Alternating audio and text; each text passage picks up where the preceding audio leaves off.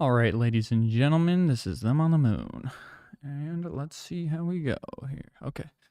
What's up? I'm Danny Suede. I'm gonna do my update here, but kind of approach it a little differently. Last week I did way more of like a stream of consciousness type of vibe instead of walking through my update, and I liked it, so I'm gonna do that again. If you want to check out my update and see what's new for me, what I'm listening to, what I'm watching, what I'm wondering about, all these different things, there's a link in the description, and you can just sign up and get my emails and get my blog, and it's free. Anyways, I had my first performance last night, and gee golly whiz, um, it didn't go horribly, but it didn't go great. I was so freaking scared. I was so scared when I went up there, and I was right that like it really. I'm lucky because it really was like the perfect opportunity to get my feet wet, right, and try performing as Danny Suede and like singing and playing piano. And there's probably about 15 or 20 people there. It's like a cafe in Hanoi, Vietnam, right? It's like perfect for my first thing. But good grief, I got a little sound check, and the keyboard was like a synth keyboard, so it wasn't weighted. And I'd been practicing on like weighted keys and playing, so like it was so uncomfortable, and it was like all up high, and like the mic situation was bad.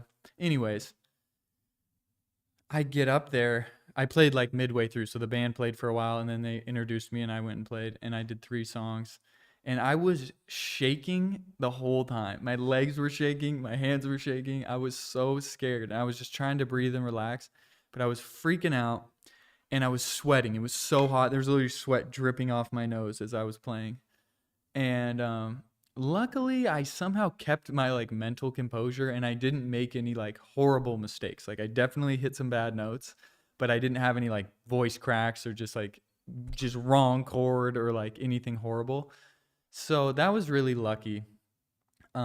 It's funny because I said I was shitting my pants so much, and I said like a little like right before I played, I'm like, okay, say a little prayer to for God to, what did I say? Positively impact the people watching. That's what I said. But then in retrospect, I was like, I should have prayed to sing good because that's what I didn't do. But and it was fine. And it's here's the thing. I got done, and they asked me, the singer of the band was like, "Can we ask you some questions?" And she's like, "Sure." And I said sure, and they asked me like, "How do you like Machavilla?" and whatever.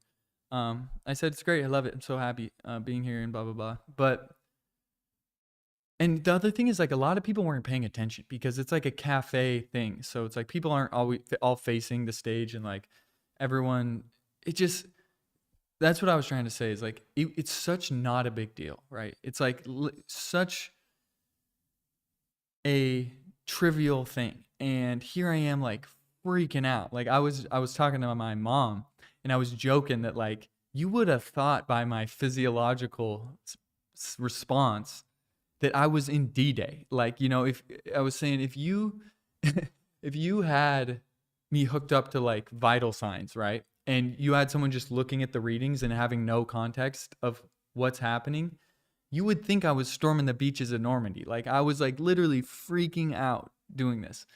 And it's so funny because here, I don't know if it's just the culture or what, but the band did this thing where they would play an instrumental, and then someone would guess the song, what they were playing, and then they'd give them the mic, and then they would sing it. And everyone just sings, and no one cares. And it's just not a big deal at all. At all. It's just not, people just, random person just do gets the lyrics on their phone and gives it their best shot, and no one cares. And like here I am just tripping like to sing, and it's just, man, it's such a it's like the perfect example of the story of my life. It's like just freaking out over shit that does not matter and that I shouldn't be freaking out over. It's so interesting. But at the end of the day, I was saying I would give myself like a D plus performance, but A plus facing my fears, which is the thing that I am trying to focus on, that I'm just proud of myself for doing it, because it's not every day, like whatever it is. If you're so scared, you're literally shaking, right? Your fear response, and you're so nervous that you're like, I'm like put my hands on the keyboard, I'm like this. And so it's like doing something that's that scary to you, whatever it is, I think is just good and healthy, and I'm proud of myself for doing that. Even though it's embarrassing that it's such a trivial situation to be that scared in, but wasn't the end of the world. I would do it again. It didn't go catastrophically bad. I was watching the video of myself, and it's pretty rough, but it's not like it's not like insanely terrible, right? It's like, okay, whatever, hit some bad notes. It's not the best thing I've ever seen, but I wasn't like, oh my God. So that's at least encouraging, because half of me was like, dude, what if it's just like traumatizingly bad? Because I could imagine like being shaking and hitting wrong chords, forgetting where I am, and just trying to wing it and like freak it out. So, but man, what a, how crazy is life? It's just crazy. Like, it's crazy to think that like culture and your conditioning in your brain can cause you to, like, if you think about it, if you step back, all I'm doing is going in front of some people and pushing air out of my mouth and making sounds. It's like the least consequential thing ever. And everyone's just having a coffee and chilling, and I'm going, right? It's like, who cares? Like, right? But for some reason, because of my mind, because of the thinking and the preconceived notions and the fear of judgment and all these different things, I'm having a fear response as if I'm getting freaking chased by a tiger, right? Like, it's like a full on fear response. And it's just amazing. Like our brains and the way it works, and how and what you think can affect it, just wild. But that's that. I don't know what else to say on that front. So I want to talk about these updates in general too. It's like, I know last week I posted that it may be my last update, and I was seriously like, this morning I was planning on not doing an update, but I just couldn't do it because, for multiple reasons. I think, one, I wanted to share about the performance, right? I want to share what I'm doing, right? So I was like, I want to, people know I'm doing that. I want to share it. I had other things I wanted to share. And I think in the future, so right now, I'm building an email tool, getting it set up so that it's like personal emails to my email list. So right now when I send out a Substack, it's like, hey, everyone, right? It's like a public kind of thing. Everyone gets it, but it's like everyone knows everyone else is reading it to a certain degree. But this new email thing I'm doing, it's like personalized. So it looks at the people's names of the people in the email, and it says, hey, XYZ, whoever it is, blah, blah, blah. And I can write it like a personal email to share things. So when I have something I want to share that I did, I'm going to do it that way. And I'm going to share marketing things and what I'm doing in that lane. And then just do on my Substack the deep writing, like the things I'm thinking about, the big articles, the more in-depth, not necessarily big articles, but more in-depth kind of things, and kind of have that be my Substack. And then when I want to share something with my email list or my audience, I'm going to send it through this new email tool. But it's just taken a while to get set up and everything. So I think I'm going to stop doing these updates once that's set up, and that isn't set up. So I was like, okay, I'm just going to force myself to keep doing these updates until that's set up, and that will help motivate me to get that finished and everything. So that's being built right now, as we go. And the other thing too, I was, on my post, I was like, to just be transparent with my situation on Substack. It's like, I have about 1,060 subscribers right now, but my open rates are like 25% of like people that open it. And then my views are about 500 or less per post. So I get about 500 views, but some people view it multiple times, obviously. And I get about 10 to 20 people who like will click a link or like engage in any way, click like or comment or whatever. So of the subscribers, I don't know how many people are reading it, because it's like, you see they opened it, but like how many emails in your inbox do you just like open to get the notification to go away and you don't actually read it? So at the end of the day, I kind of figure there's really not that many people reading it. And it's been going down, like the views and opens have been going down. I think that's partially because many of the new subscribers I get through my ads, they it goes to their junk because I can say, okay, I can filter it and say how many of my subscribers haven't even opened an email in the last 6 months. 6 months, like haven't even opened one. And it's a ton, right? And I imagine the vast majority of those, it's in their junk. So I have a plan to try to hit them with my new email tool and say, hey, I saw you haven't opened an email in 6 months. If you want, I can just, get you out of my subscriber list if you don't want to see it. But if you meant to see it and it's just going in your junk, check your junk, etc. So I have that as part of my plan to kind of fix that stuff. But I don't know, I'm getting burnt on it, especially since it's declining. I'm like, okay, I got to figure out how to make this better or more valuable or interesting or whatever. So that's kind of where I'm at with that, just to be completely frank. So yeah, little discouraged, I will admit, but just gonna freaking rip it. I think this new tool that I got for my emails, it's really interesting. It's called Go High Level. And the crazy thing is it's like everything you need as an online business or personality. So it manages your customers, right? So any customers or leads who come in, it manages them. So you can text them or email them depending on if you have their information.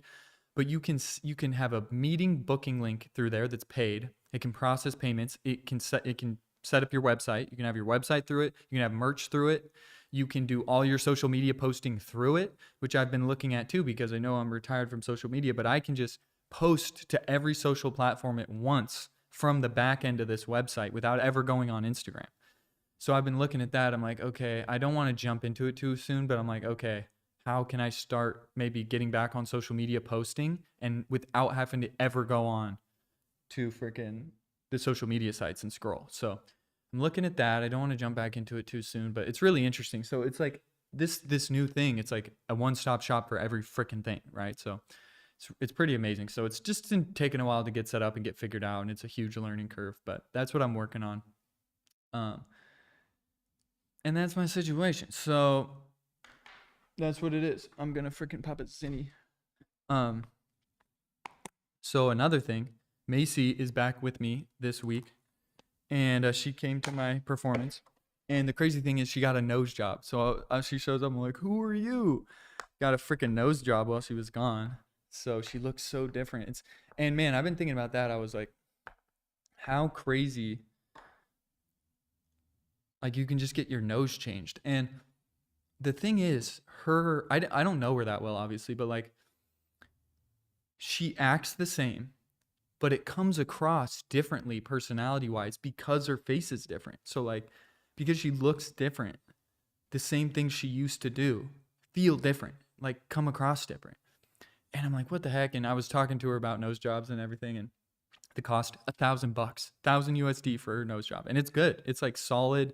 The freaking like it's amazing when I look at it. I'm like, you can bear. She has a little teeny bit of scarring. It was like a week ago, so it'll all go away. But she's putting like scarring cream on there and stuff. But like, you can barely not tell there's a surgery, and it's like way different. I'm like, this is freaking amazing for $1,000.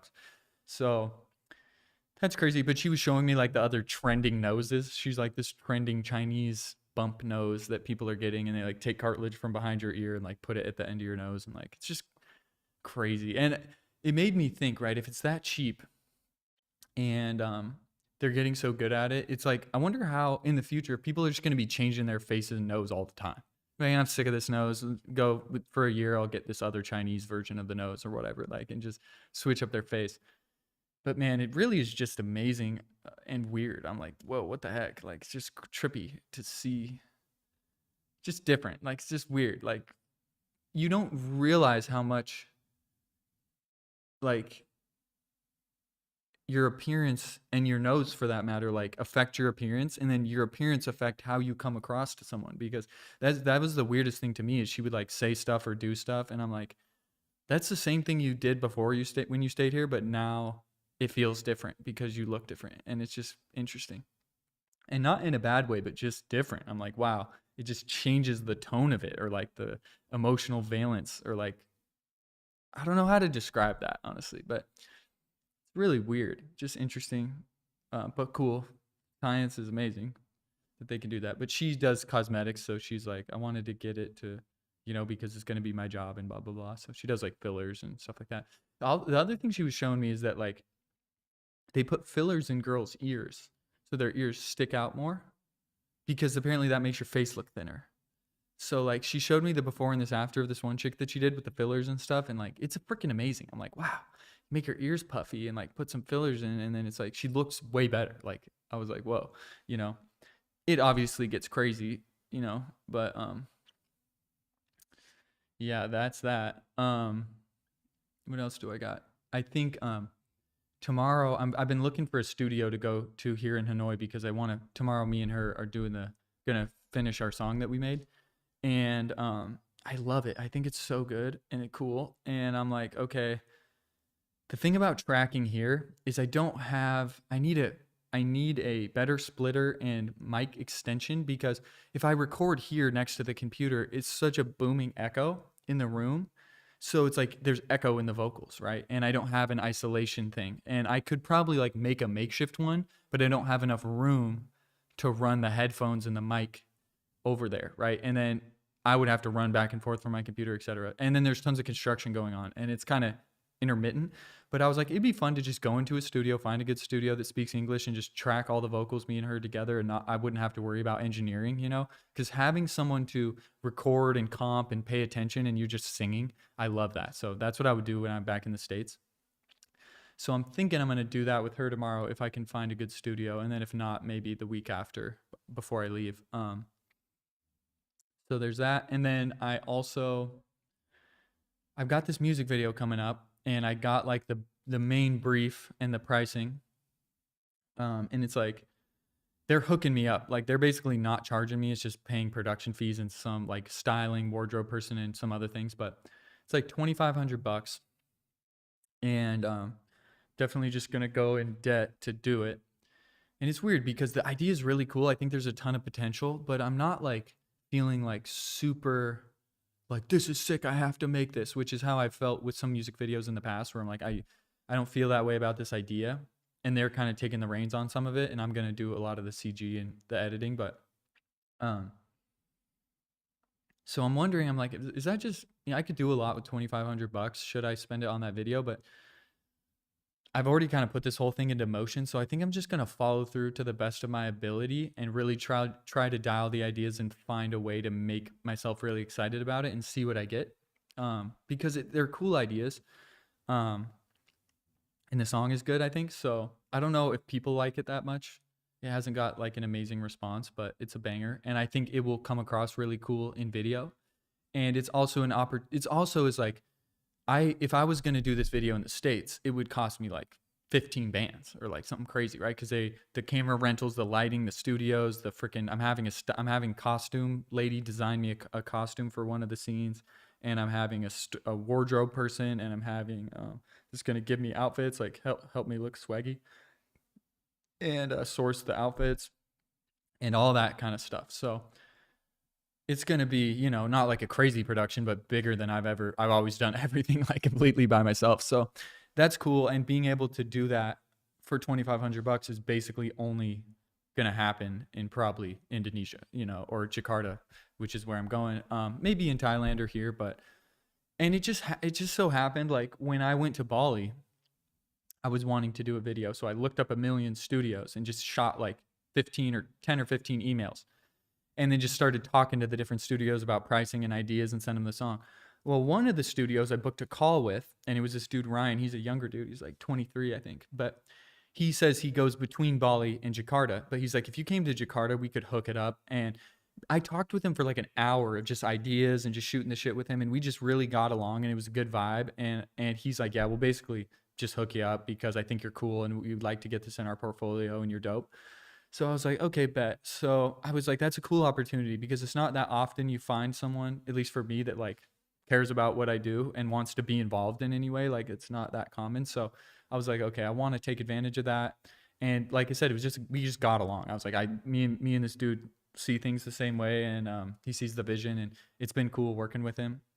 So I'm just gonna run it and just do my best and do it. And you know, I'm kind of on this kick of just doing shit in the world, like doing things, like going for it, and like the things that I want to do, right? It's like with my live video the session I did in Bangkok. That was like a thing where I found myself sitting there being like, man, all these artists have these live performances and live studio sessions, and it's so cool. And like, when am I going to be able to do that? And like, no studios ever reach out to me to do it. A lot of them are like the studios put it on, or a production puts it on, and then they say, hey, do you want to come do live at the blah blah blah studio? And you go do it. And I'm like, I want to do that, but then I was like kind of down on myself because I can't do it, or I thought I couldn't do it, or no one cares to ask me. But I was like, I'm just gonna freaking do it myself and just figure it out. And I just kind of committed and went for it, and it was so fun, and I loved it, and I met the coolest people. I had so much freaking fun. I'm super happy with how it turned out. It turned out better than what I was planning. And so I'm kind of on a kick of just doing that. I'm just like, I want a cool music video where I look really cool and it's interesting and it's shot with a better camera than my iPhone or like my Sony, and it has the creative input of other professionals, and just looks like a bigger production, and just has other input and people helping me, like a crew helping me and people that are involved. I like that. So I'm just like, fuck it. I'm just going to do it. Whatever. And so, oh, almost got him. I've been into this thing where mosquitoes come by and I try to grab them. Smack. But anyways, if I can't grab them, I freaking spray them. Yeah, but that's that. So that's going to happen. And then I think that's kind of it. Like I said, I'm not going through my full update like I normally do on here. So I'm just going to put it in the description if you want to check it out or sign up for my emails. It's free. And if you just want to look, you can just click the link and press no and check it out. But that's what it is. Thanks for watching, whoever's watching. And we'll see you next week, I guess. And peace.